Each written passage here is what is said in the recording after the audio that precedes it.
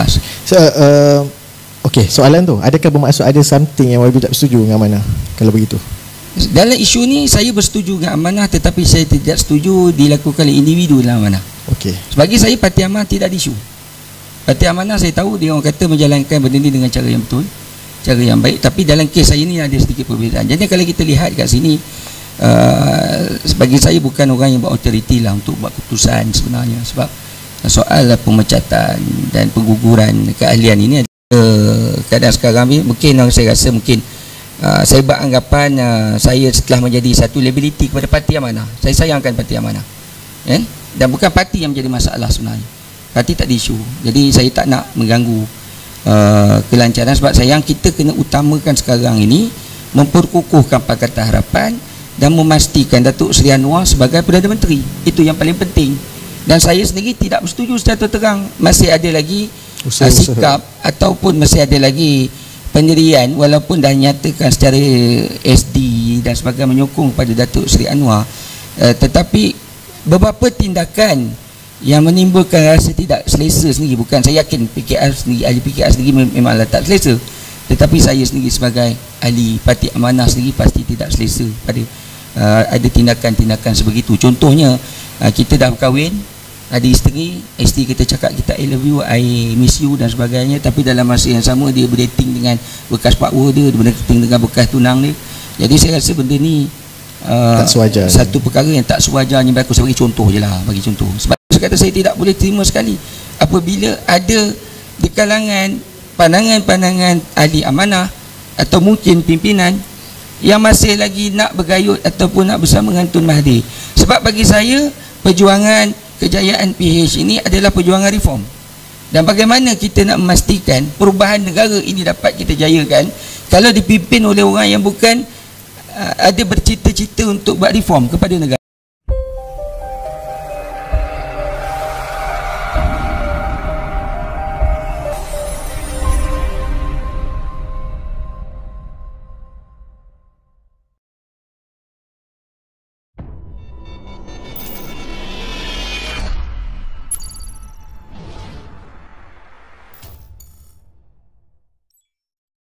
Jangan lupa subscribe ha. Ingat ha, subscribe ha. YB, soalan yang ditunggu oleh semua yang sedang menantikan live pada petang ni. Pada 16 November Setiausaha Amanah Negeri. Bukan siaran dah tamat ke? Masih kan? Masih? Okay. Jangan, masih lagi. Dia nak mengelak soalan ke apa ni? Jadi pada 16 November YB, Setiausaha Amanah Negeri sahkan YB keluar parti. Sebelum tu YB tak ada apa-apa kenyataan lagi, tetapi pada 16 kemudiannya dia mengeluarkan dinyatakan dalam kenyataan tersebut bahawa YB telah dipecat. Keluar parti, tetapi tidak dinyatakan dalam kenyataan tersebut bahawa YB dipecat. Namun pada hari yang sama juga di sini harian YB ada keluarkan satu kenyataan. Mungkin wartawan tanya, YB kata saya belum keluar parti pun lagi, tiba-tiba orang dah kata saya kahwin baru. Mana mungkin. Jadi apa isu dia? YB dah keluar ke? YB dah masuk ke? Rakyat nak tahu status YB sekarang. Okay, kalau kita cerita kepada status saya sekarang, saya melihat saya ni sebagai ahli anggota Dewan Negeri bebas.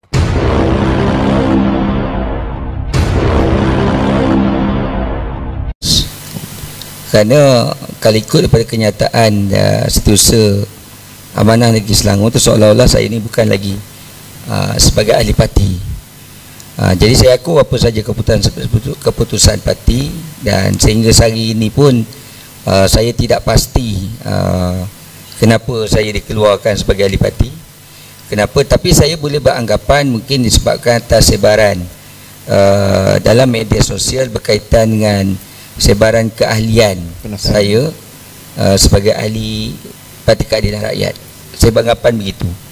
Jadi saya melihat pada ketika itu memang sebaran tu cukup. Pada hari apa saya tak ingat, pada 16 bulan sebaran pagi tu saya dapat, dan banyak wartawan bertanya, dan saya tidak boleh beri komen apa-apa. Kerana apa? Sebab itu adalah sebaran melalui media sosial yang saya tidak sendiri pun tak pernah tengok. Sendiri pun tak pernah tengok. Dan petang pada hari yang sama keluar kenyataan daripada Setiausaha Amanah Negeri memaklumkan bahawa jawatan saya semua tergugur dan saya dah bukan sebagai ahli parti lagi. Jadi pada ketika tu pun ramai juga wartawan dan rakan-rakan saya bertanya kepada saya tentang keadaan tu. Sebab tu saya kata saya tak tahu, saya tak pernah pun isytihar keluar parti. Saya tak pernah pun secara terang hari ini saya nyatakan kepada tuan-tuan memang saya tak pernah pun isi borang PKR. Tetapi hukuman telah jatuhkan kepada saya sebagai ahli parti, dan saya kalau ikut setahu saya dalam mana-mana organisasi yang boleh atau parti lain lah, waktu saya tak tahulah yang Amanah, saya bukan kata pakar sangat dalam perlembagaan undang-undang Parti Amanah ni. Jadi macam PAS termasuk PKR sendiri saya boleh cakap sebab saya dulu ahli PAS. Penama ni siapa yang mintai ahli parti lain automatik tergugur. Tapi bila dah jadi kes ni, saya tengok dalam perlembagaan tu tak ada, sebenarnya tak ada yang masuk parti lain gugur. Tapi saya sebenarnya saya sebut tadi, saya tak pernah isi borang PKR, memang tak pernah isi. Tak pernah isi. Tapi saya sedia maklum. Ni saya buat pengakuan, saya terbuka sedia maklum memang ada pihak yang mendaftarkan nama saya melalui online. Ajakan. Melalui online tu saya sedia maklum. Tapi orang kata pada ketika tu memang saya sendiri bercakap tak apa, sebab saya rasa kalau saya nak masuk PKR dan sebagainya saya perlu isi borang, perlu mendatangani borang. Dan bila pada saya tengah tarikh bila kebetulan saya berjumpa dengan naib presiden, salah seorang naib presiden Parti Keadilan, saudara Syamsul Iskandar yang berhormat, Datuk Seri Ketua Penerangan. Dia punya tak tahu bukan orang PKR gitu. Yang memaklumkan saya telah diterima sebagai ahli parti PKR. Saya pun terkejut juga. Lepas tu saya terfikir, mungkin sebab yang ada permohonan online itu. Dan bukan saya pun yang isi borang online itu. Tapi sebab saya pun dimaklumkan sebenarnya ramai di kalangan ahli parti Amanah tu sendiri yang sebenarnya memang dia juga sebagai ahli PKR. Dan kecuali lepas berlaku kes saya ni masing-masing cek. Okey, ada yang dah di remove dalam grup, disyaki dia ni pun mungkin dah masuk PKR. Upah cek tadi dimasukkan balik dalam grup dan sebagainya. Timbullah kekecohan dan sebagainya. Sebab tu saya tak nak komen apa-apa. Sebab sehingga ke hari ini selepas peristiwa tersebar, tiada seorang pun pimpinan daripada peringkat negeri yang menelpon ataupun bertanya kepada saya. Tak ada. Pimpinan amanah tak ada. Dan cuma saya akui sebelum peristiwa tersebarnya maklumat tentang kemasukan saya sendiri dihubungi oleh Timbalan Presiden untuk mendapatkan pengesahan tentang kemasukan saya ke dalam Parti Keadilan Rakyat. Seperti mana saya sebutkan tadi, memang Datuk Seri Syamsul Iskandar yang berhormat sendiri pun dah memaklumkan saya mengiyakan lah. Takkan saya nak nipu, sebab saya secara peribadi memang hubungan saya dengan Timbalan Presiden saya cukup rapat. Jadi saya cakap terang, tapi saya kata saya perlu bagi penjelasan dulu. Memang saya tidak ada berniat pun nak keluar parti, tetapi secara jelasnya saya menyatakan di sini pendirian saya, apa pun dalam keadaan sekarang saya akan bersama dengan Datuk Seri Anwar. Itu pendirian saya yang jelas. Mantap. Bila saya dah dihubungi oleh yang Timbalan Presiden saya untuk minta pengesahan, saya akui lah, berdasarkan maklumat yang saya dapat daripada naib presiden, daripada Ketua Penerangan, daripada Ketua Penerangan. Ketua Penerangan dia Datuk Seri Syamsul Iskandar. Okey, saya kan dia naib presiden sebelum ni. Okey. Jadi bila benda tu dah viral dan sebagainya, jadi dan juga saya sendiri pun telah pada hari yang sama telah dijatuhkan hukuman tanpa saya sempat nak menjelaskan apa-apa kenyataan. Dan saya pun secara peribadilah saya mengakui memang pendirian saya clear, walaupun saya dalam amanah. Kalau nak katakan memang kamu ada berniat nak masuk, saya yakin ramai di kalangan kita ni ada niat yang masing-masing, dan saya tak nak bersembunyi di sini. Memang pendirian saya sekira macam saya boleh keluar PAS dulu kerana kita tak setuju apa yang dibawa oleh PAS. PAS. Okey, soalan tu, adakah bermaksud ada something yang YB tak setuju dengan Amanah kalau begitu? Dalam isu ni saya bersetuju dengan Amanah, tetapi saya tidak setuju dilakukan oleh individu dalam Amanah. Okey. Bagi saya Parti Amanah tidak ada isu. Parti Amanah saya tahu dia orang kata menjalankan benda ni dengan cara yang betul. cara yang baik. Tapi dalam kes saya ni ada sedikit perbezaan. Jadi kalau kita lihat kat sini, bagi saya bukan orang yang buat authority lah untuk buat keputusan sebenarnya, sebab soal pemecatan dan pengguguran keahlian ini adalah tanggungjawab di peringkat nasional. Itu pandangan saya yang jahil lah, yang bukan orang pakar perundangan dan sebagainya, mungkin salah. Dan saya sebenarnya memang dalam perancangan untuk mengambil tindakan undang-undang atas tindakan ini yang saya lihat yang telah mencemar teruk nama saya. Ngopi ơi, ngopi. Ngopi. Mencemar teruk nama saya, dan juga tapi saya tak nafikan bila dah berlaku perkara ni memang adalah rakan-rakan termasuk pimpinan di peringkat pertengahan menelpon saya minta tarik balik dan sebagainya. Dan bila saya bertanya juga pada pimpinan-pimpinan PKR yang lain pun memang mengatakan keahlian saya pun dasar. Dan hari ini saya terbuka, memang saya takkan kembali lagi kepada amanah. Saya takkan kembali. Saya nak tanya, adakah proses rayuan tu YB nak merayu? Tidak, saya tidak akan merayu. Sebab saya tak nak merayu apa, saya tak buat salah apa-apa. Saya tak buat salah apa-apa, dan saya pun peringkat awal pun agak terpinga-pinga dengan situasi yang berlaku. Sebab tu saya tidak mau komen apa-apa. Dan hari ini bila keadaan sekarang ni, mungkin saya rasa saya beranggapan saya setelah menjadi satu liability kepada Parti Amanah. Saya sayangkan Parti Amanah, dan bukan parti yang menjadi masalah sebenarnya. Parti tak ada isu. Jadi saya tak nak mengganggu kelancaran, sebab sayang kita kena utamakan sekarang ini memperkukuhkan Pakatan Harapan dan memastikan Datuk Seri Anwar sebagai Perdana Menteri. Itu yang paling penting. Dan saya sendiri tidak bersetuju secara terang masih ada lagi sikap ataupun masih ada lagi pendirian, walaupun dah nyatakan secara SD dan sebagainya menyokong pada Datuk Seri Anwar, tetapi beberapa tindakan yang menimbulkan rasa tidak selesa sendiri, bukan saya yakin PKR sendiri, ahli PKR sendiri memanglah tak selesa, tetapi saya sendiri sebagai ahli Parti Amanah sendiri pasti tidak selesa pada ada tindakan-tindakan sebegitu. Contohnya kita dah berkahwin, ada isteri kita cakap kita I love you, I miss you dan sebagainya, tapi dalam masa yang sama dia berdating dengan bekas pakwa dia berdating dengan bekas tunang dia. Jadi saya rasa benda ni tak sewajar, satu perkara yang tak sewajarnya berlaku. Saya bagi contoh je lah, bagi contoh. Sebab sekarang ni kita kena lihat perkara yang lebih besar sebenarnya. Tindakan yang kita berlaku, kalau nak kata adakah saya ada niat dan sebagainya, saya mengaku memang jiwa reformis saya daripada awal. Saya sendiri penggerak kepada gerakan mahasiswa alternatif pada zaman reformasi, pada zaman kampus. Maknanya kalau saya nak ceritakan ramai kenalan-kenalan saya yang sini-sini dalam PKR yang bergerak bersama-sama saya sewaktu zaman reformis dulu. Cuma selepas orang kata Datuk Seri Anwar di penjara dan sebagainya, dan bila saya dah tamat pengajian, saya lebih fokus kepada ataupun bersama dengan Parti PAS, sehinggalah saya bersama dengan Parti Amanah. Parti Amanah. Dan saya yakin pada ketika itu pun ramai di kalangan pimpinan bekas Amanah sendiri, termasuk saya sendiri, saya akui berhajat untuk bersama dengan PKR pada ketika itu. Kita tak nafikan pada ketika itu. Tapi memandangkan ialah kita pun PKR, kita nak menguatkan parti yang berteraskan Islam. Saya nak perlukan, sebab saya pun kebetulan adalah seorang ustaz. Jadi saya perlu orang kata kuatkan pengaruh Islam itu, dan menguatkan perjuangan Islam itu selain pada PAS. Bukan kita nak kata hapuskan PAS, tak. PAS dia punya market dia sendiri. Amanah mungkin akan dapat market dia yang baru, sebab kita nak teruskan agenda rakyat ini. Jadi akhirnya saya bersama dengan Parti Amanah, dan saya tak nafikan, saya sebut tadi keinginan itu ada daripada awal.